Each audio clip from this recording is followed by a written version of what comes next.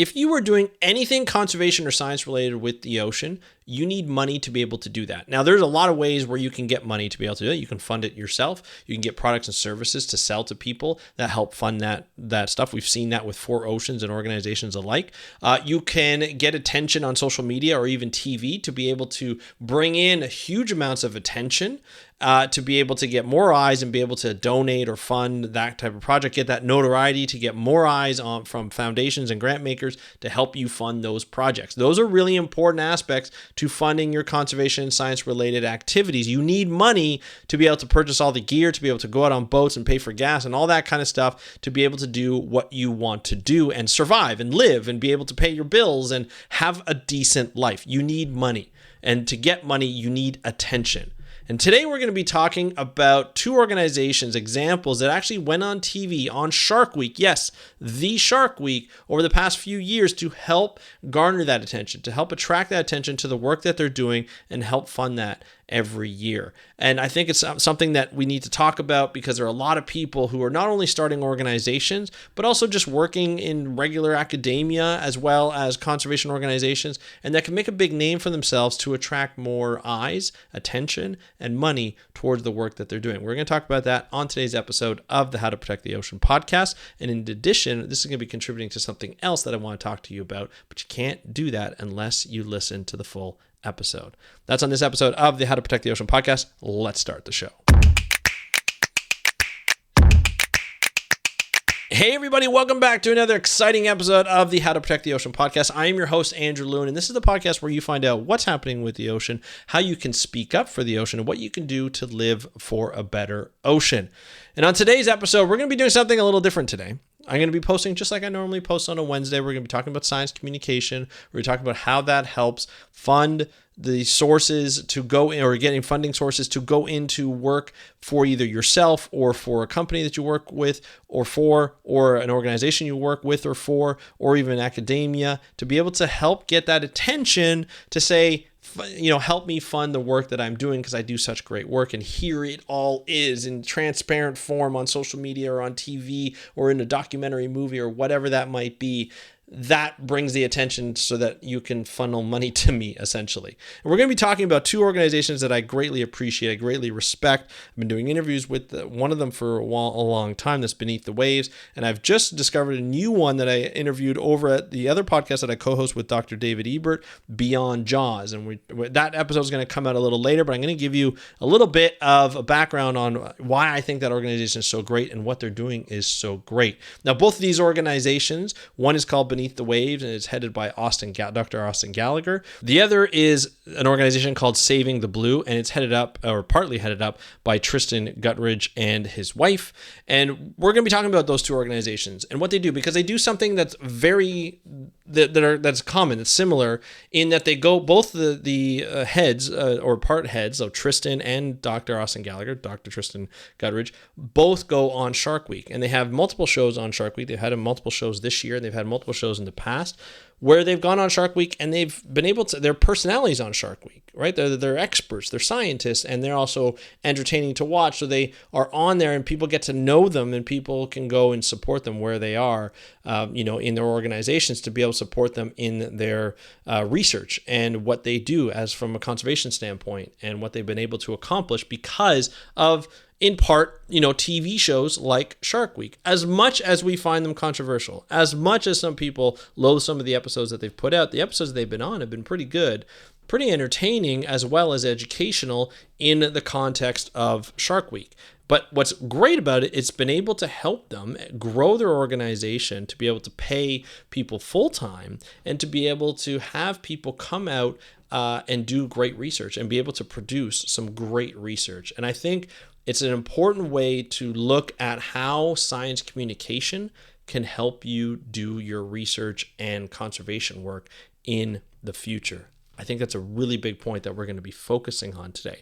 Before we get into those two examples, though, I want to talk about a couple of other examples that, talk about supporting organizations that may or may not be the greatest. When we're looking at the economy these days and we're looking at how things are done all with attention. Who can get the most attention? If you can get attention, you can be successful. No matter what your intentions are at getting the attention, whatever you're doing afterwards, whatever your intentions are, you can actually be able to, you can get your stuff done essentially by getting the attention, because what you're doing is by getting people's attention. If they agree with you, no matter what you put up, you can accomplish what you want to accomplish. And there are a couple of organizations right now over the past little bit that have been able to garner that attention, right? One of them is a movie, a documentary called Seaspiracy, that I fundamentally disagree with that Netflix actually put it out, but it was put out a couple of years ago during COVID. It hit like the top 10 in many countries, including the US and Canada during that time. Seaspiracy is a movie essentially on looking at the fishing industry and how bad it can be, but it took up a lot of misinformation. It perpetuated a lot of misinformation, and it drove me and a lot of conservationists and science communicators insane to try and dispel a lot of that information. Because what they did is they took the attention that they garnered through a platform like Netflix, where if you come up with a documentary and you present it in a great way, where it's controversial and it's interesting, there's a lot of, scary parts or dangerous parts in it, which they kind of tried to portray. And they were like, how are we going to do this? And, who's involved in this? And how can we go after those people? And rah, rah, rah. They got the attention. They were able to get that attention. And as they were able to get that attention, unfortunately, the people that they were going after were organizations that do fantastic work within ocean conservation, and people went after them. So much so that a lot of the organizations that were highlighted and sort of made infamous had to shut off their comments on social media. They were getting death threats. They were getting, people were threatening to sue them and all of this, and they were just getting harassed online. And so they had to go a little quiet and had to really look at their PR strategy moving forward. And a lot of science communicators and creators basically came out and said, this is ridiculous. Like, how can you go after the people that are doing this type of stuff? They're working to help protect the ocean in many different ways, and they've been able to accomplish it in many different ways. And just one movie that attracted the attention of millions of people are now, weaponizing the viewers who are now furious at what kind of action they can take. And what they said is, take that action and get these organizations off the books, get these organizations out of existence, because they are doing bad things. They are supporting bad fisheries when they weren't really. And so, the attention that they garnered was really bad. Or it was the attention, it was successful, but their intentions was really bad. And they actually, they didn't shut anybody down, but they definitely halted and really made the lives of the people who were trying to make the oceans better really crappy for a long time. And I don't know how, what's happening with that. I don't know the people personally, but I definitely defended a lot of those organizations when we came out with that, because it was just ridiculous what they were doing. But the point of the matter is, they got the attention because they were put out on a platform like Netflix. Now, the second organization that we're going to talk about more on Friday on the next episode is an organization called Just Stop Oil. It's based in the UK. And I'm going to go into more information on next episode, on Friday's episode. But this Just Stop Oil is making headlines all throughout social media, even on TV. And it's an activist group that is formed in the UK, and they're called Just Stop Oil. They want to essentially just stop oil production. They want the UK to pledge and make efforts to stop new explorations and cancel any other, essentially stop fossil fuels altogether. And what they're doing as an activist group is they are protesting in different ways. So they are taking large gatherings, such as soccer games or football games in Europe, as they call it, and they're taking even televised pool matches, like pool, like the 8-ball and 9-ball kind of pool and snooker. And what they're doing is they're going on the fields with these orange sort of like powder balls, and they're putting it all over the place, and they're exploding them, or they're basically releasing them. They're doing it on pool tables. They were doing it in football matches, and it was just it's been chaos. And then what they've also done, which they're really popular for, is they go on to traffic. So regular rush hour traffic, and they stop traffic or they slow it down by walking in the streets, sometimes in major traffic. This is getting a lot of people extremely angry, right? When you're stopping people from getting to work, from getting their kids dropped off at school or in daycare, you're essentially, pissing off the wrong people, in my opinion, which I'll talk more on Friday. But they're basically taking the sort of the people who are working every day, the everyday working person, and they're getting them angry because they're being late. Now, what they're trying to do is get people's attention to say, hey, we need to stop using fossil fuels, we need to stop using oil, but they're basically just getting them angry by preventing them from where they need to go in a proper amount of time, sometimes preventing them altogether. Now, sometimes we've even seen that people have gone to the extreme as gluing their hands to the pavement, or cementing their hands to the pavement, which has caused them bodily harm, but also it doesn't make sense to me in that regard. However, they're trying to do something good, but they're gaining a lot of attention. They're gaining a lot of attention on social media because the videos are controversial. People are yelling at them. They're trying to explain calmly, this is why we're doing it, all that kind of stuff.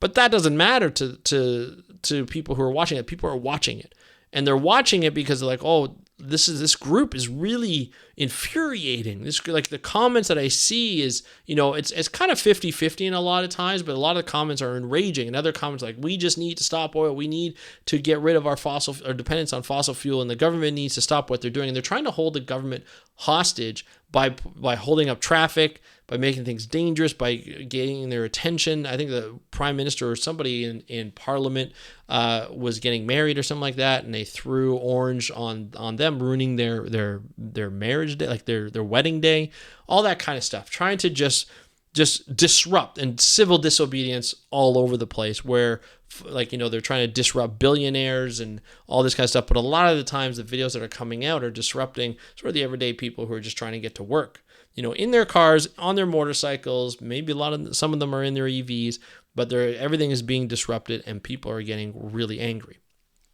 Going back to our point of attention, they are gaining that attention. They are getting that attention on social media. They're getting it on TV. They're being interviewed. And to be honest, a lot of the interviews are on shows like Piers Morgan, where they are, he's just yelling at them the whole time. And they're very controversial, and they're just arguing back and forth, and the BBC and so forth. And it's just, a lot of people are just angry at them, but they're getting the attention. Now, does that attention bring in more funds? I don't know. I'm just starting to dive into this story, and it'll probably be one of those continuations. But it's funded by someone in the U.S., but it's very similar to other groups like Extinction Rebellion, which is an activist group that does something similar. But Just Stop Oil seems to be, one of those activist organizations that are disrupting and doing civil disobedience and illegal things, but nothing trying to hurt anybody. But that's what they're doing. And they're getting into people's faces, and they're getting on people's phones and TikTok and so forth, and making a name for themselves. They are definitely making a name for themselves. Whether it's good or bad, we're going to talk about it on Friday, but they are making a name for themselves. They're getting the attention that they want. They're getting that controversy. They're getting that, people are being arrested and all this kind of stuff. And it's on the, they're going by any publicity is good publicity, even negative publicity. Do I agree with this? No. Do I think it's a good tactic of doing things? No. However, that's what they choose to do, and they're getting the attention that they want. And whether it's going to translate into action, that's another thing that we're going to discuss on the next episode. But they're getting attention, and that's the point. Now, those are two examples of negative attention, right? The Just Stop Oil as well as Seaspiracy. It's more of negative attention where you'll do anything for that kind of attention. I want to cover that before, because I didn't want to leave a bad taste in your mouth at the end of the episode. I want to leave on something positive. And the next two examples, Dr. Austin Gallagher, Beneath the Waves, and Dr. Tristan Gutteridge of Saving the Blue, they provide more of a positive example. Now, both these scientists have been on Shark Week. a number of times. They've also been on National Geographic. They've been on Shark Fest. They've been on some BBC episodes, and they've have a lot of experience dealing with people within the TV industry, production companies, and so forth. They both have organizations that are separate from their TV sort of thing. That TV thing is not a full-time job. They do, I'm not sure if actually they get paid for it. I should ask them, but they probably get something. But they are on TV and they get attention. They're gathering attention from the biggest week in environmental sort of TV production, which is Discovery Shark Week.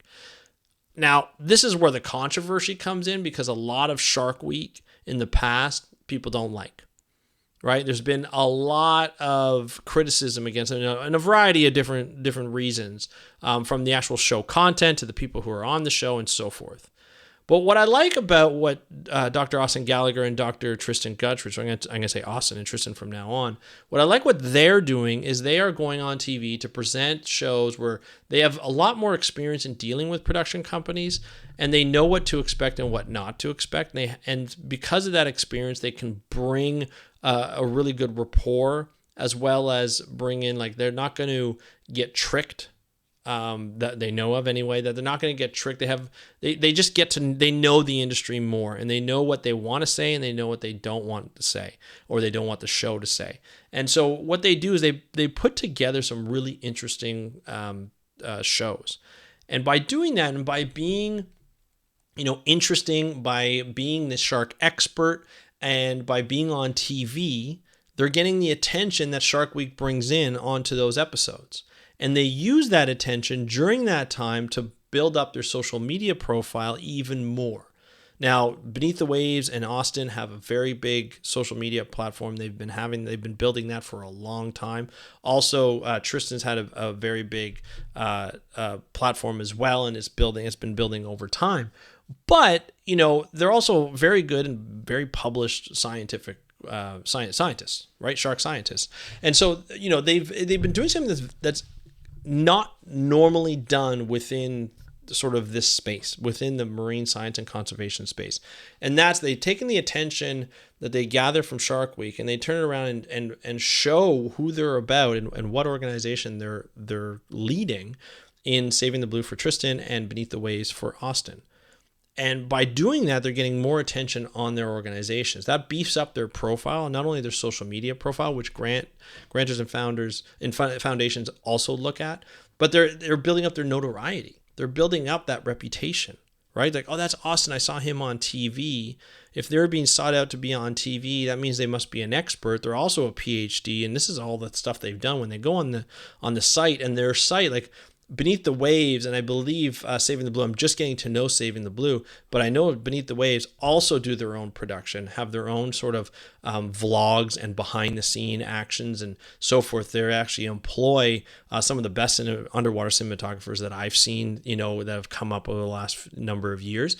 And they have really been able to produce like a fun organization to follow, a fun organization to root for, and a fun organization to see what they're doing, the stuff that they're doing. And not only have they done stuff on sharks, but they've done stuff on blue carbon. They're actually doing stuff now on the deep sea, and who knows where they're going to go in the future, wherever it leads them. But what the organization allows them to do is choose where they want to go.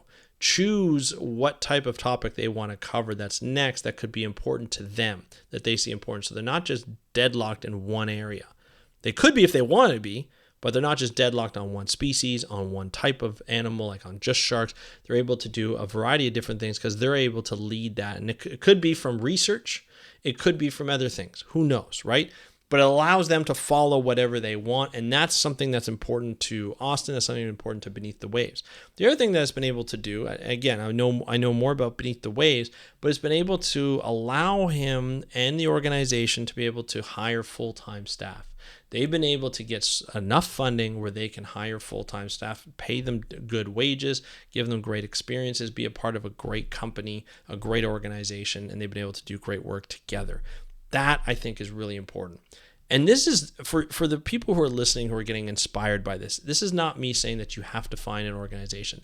or found an organization, like start an organization. This is not me saying you have to work for a different company. This does not mean you have to be on Shark Week to succeed. It doesn't mean you have to be on TV to succeed. What it does mean is that if you want to succeed in your career, if you want to succeed within your niche, if you want to succeed as a scientist and a conservationist for the ocean, it is good to have a good profile. It's good to have attention. Now, obviously, this is good attention for your intentions. That means that people should have a positive view of you. You can be controversial or cover controversial things, but be very careful on social media.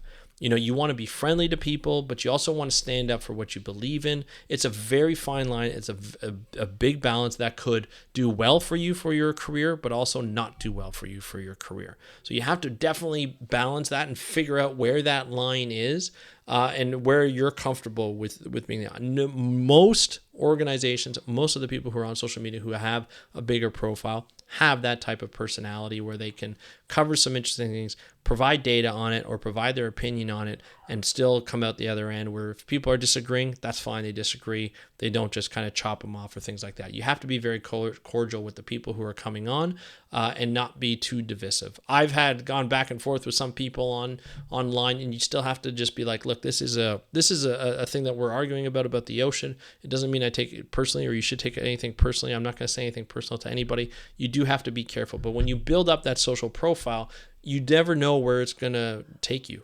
Take me as an example. I've built up this profile as a podcaster. I've been able to work with a lot of organizations to be able to make you as the audience member aware of such projects that are going on. And it's something that I take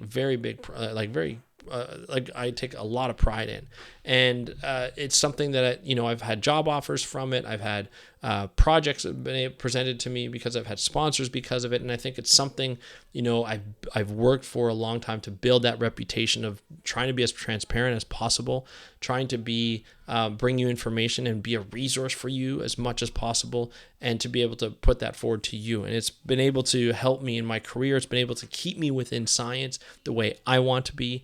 And it's my own company. It's my own for-profit company that I've been able to work and build a lot of relationships with. And I love the fact that I'm able to do that. So with that said, are you ready to do this? Are you ready to build that profile? Are you ready to start your science communication, adventure, your journey? If you are, I want you to let me know. You can contact me on Instagram at How to Protect the Ocean, or you can go to speakupforblue.com/COMM, COMM.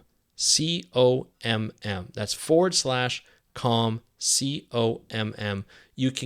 You can sign up. I want to put together a group of people who want to start their science communication journey, to build up that profile, to get more attention on them, to build their career. So you can check that out at speakupforblue.com /COMM, COMM, as in science communication, and start your journey. Start your journey with me. I'm going to put together a program. It's going to be a coaching program where we get together twice a month. It's not going to be a large fee, but it's going to be fun. We're going to go through science communication, what type of platform, what type of communication you want to do, how to get started, and get you started, get you comfortable behind a microphone, behind a camera, on a blog, whatever that might be, whatever you're choosing. We're going to get you started, and we're going to change your career. That's the whole goal. Speakupforblue.com /COMM. I want to thank you so much for joining me on this episode of the How to Protect the Ocean podcast. I also want to thank Dr. Austin Gallagher, Dr. Tristan Gudridge for the work that they do, on TV, for the work that they do with their organizations. Not an easy path, something that can be very difficult to do, and they've been able to be successful at it and continue to work their butts off for it. And I want to thank them for all the work that they do. So thank you for listening. I really appreciate you. If you think this is helpful for someone who's trying to do the same thing, please feel free to share. It is free to do so.